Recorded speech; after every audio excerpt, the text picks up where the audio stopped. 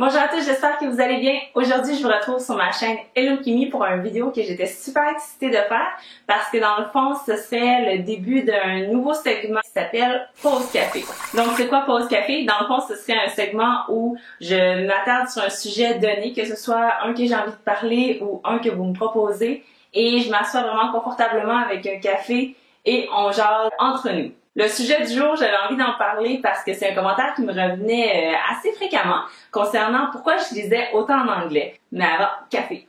Bon, vraiment mieux, surtout dans ma belle tasse. Donc la première raison pourquoi j'aime beaucoup lire en anglais, c'est parce que l'anglais c'est ma deuxième langue et j'aimerais vraiment pas la perdre, continuer de la pratiquer, continuer de l'entendre et de la lire pour vraiment voir comment les mots sont écrits. Je suis une personne super visuelle. Et donc, c'est quelque chose que je considère qui est très important.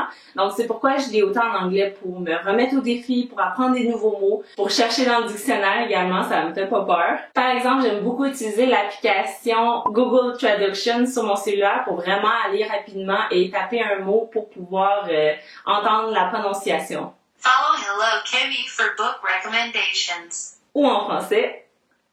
Suivez Hello Kimi pour recommandations de livres. Donc, c'est vraiment super agréable, super rapide et ça garde un suivi de tous vos mots que vous allez chercher. Donc, si un auteur a tendance à répéter les mêmes mots, vous n'aurez pas à le retaper à chaque fois. La raison numéro 2 pourquoi j'aime beaucoup lire en anglais, c'est que ça me donne un avantage au niveau des publications.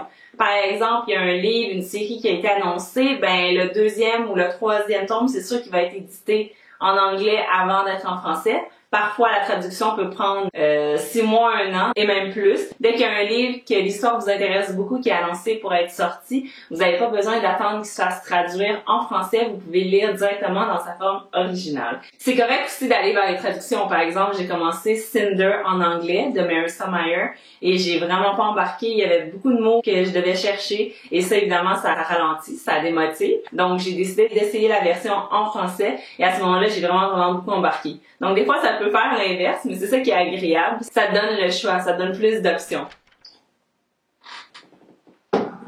Raison numéro 3 pourquoi j'aime beaucoup lire en anglais, c'est parce que si tu as commencé une série en anglais, il y a plus de chances qu'elle se poursuive. Par exemple, la série Mara Dyer. Donc, le premier tome a été traduit, qui est Mara Dyer, mais pas les suivants. Donc,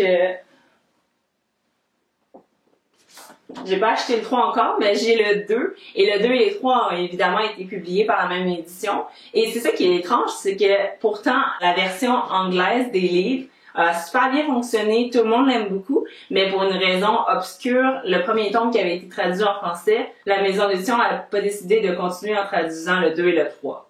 Donc ça, c'est une déception qui est vraiment frustrante, sûrement pour les gens qui l'ont commencé. Je suis chanceuse d'avoir commencé la série en anglais parce que j'aurais très bien pu la commencer en français.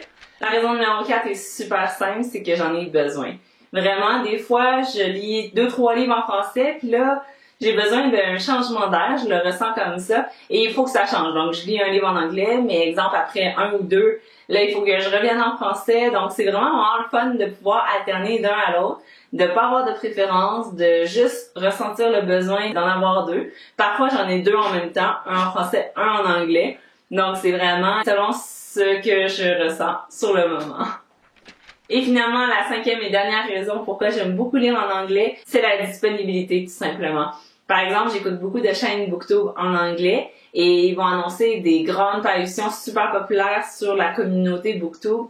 Mais malheureusement, ces livres-là sont pas encore traduits en français ou ne sont peut-être pas traduits en français du tout. Et ce sont des histoires qui m'interpellent beaucoup. Et donc, pourquoi me priver? Je veux vraiment les lire et vraiment les découvrir. Puis à quelque part, je me dis que si c'est pas des gens comme moi qui peuvent lire autant en anglais qu'en français et qui ont des goûts assez variés, ça va faire en sorte que si je dis pas que telle série est super bonne puis qu'elle vaut la peine, puis que ça provoque pas un émoi et que les gens l'ont pas lu, c'est sûr qu'il y a pas d'éditeurs qui vont se dire « Oh, on va traduire cette série-là que personne a entendu parler. » Par exemple, c'est arrivé avec... je l'ai ici. Everything Everything par Nicolas Yoon. Si les gens sur BookTube n'auraient pas été autant enflammés pour ce livre-là, peut-être qu'ils m'auraient pas donné le goût de le lire à moi ou à d'autres personnes bilingues. Ça aurait peut-être fait en sorte qu'il n'y aurait pas eu de film. Et on sait très bien que quand il y a un film, il y a de très bonnes chances pour que le livre soit traduit en français. Puis même au niveau de la disponibilité en ligne, en librairie, les stocks sur Amazon de disponibles, les livres audio, il y a une plus grande sélection de livres audio ou livres numériques en anglais qu'en français.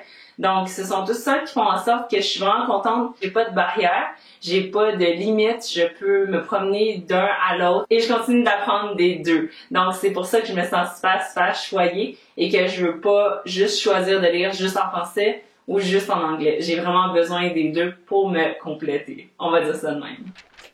Donc, c'était tout pour mon premier segment Pause Café. J'espère que vous l'avez apprécié. Likez-le si vous vous êtes identifié à une des raisons que j'ai mentionnées. Je vous invite d'ailleurs à me laisser vos suggestions dans les commentaires. S'il y a des habitudes que vous voulez connaître, s'il y a des questions que vous voulez me poser, ça pourrait figurer dans ma liste de sujets à exploiter pour ces pauses café-là.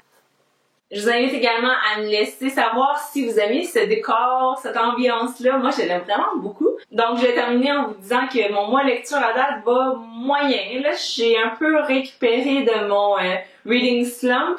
Donc, j'ai lu à date 2 livres complets. Il y en a un que je suis en train de lire, il est super long et c'est The Final Empire de Brandon Sanderson. Un livre fantastique pour adultes, incroyablement bon. Je suis rendue présentement à précisément 40%. Et c'est vraiment excellent, je le recommande déjà et ça sent le 5 étoiles. Hier, j'ai lu jusqu'à minuit, 1h du matin et j'étais en larmes après la partie 2. C'est terminé, donc j'ai super hâte de le reprendre.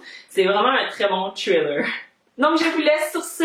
Bonne fin de semaine, profitez-en, c'est une longue fin de semaine et on se retrouve dans un prochain vidéo. Bye bye, à la prochaine!